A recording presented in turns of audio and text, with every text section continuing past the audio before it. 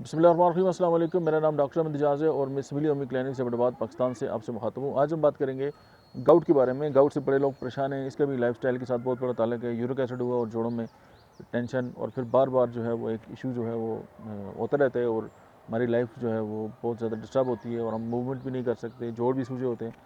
Mostly small joints जो है इसके अंदर इशू जो है वो आता है और समटाइम हमारे जोड़ जो है वो बदवज़ा हो जाते हैं। नकरस भी बोलते हैं इसको, गाउट भी बोलते हैं, गठिया भी बोलते हैं।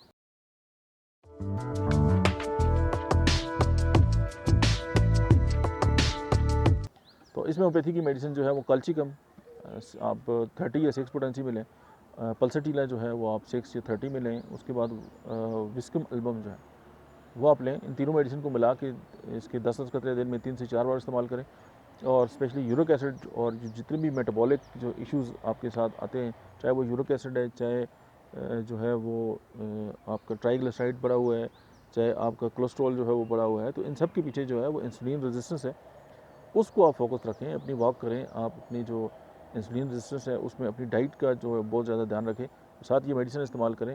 तो आप जो है वो कुछ दिनों में जो है वो बिल्कुल आप सुर में आ जाएंगे, बल्कि सुर और ताल में आ जाएंगे और आपकी जो ज़िंदगी है वो बहुत खूबसूरत हो जाएगी। Thank you.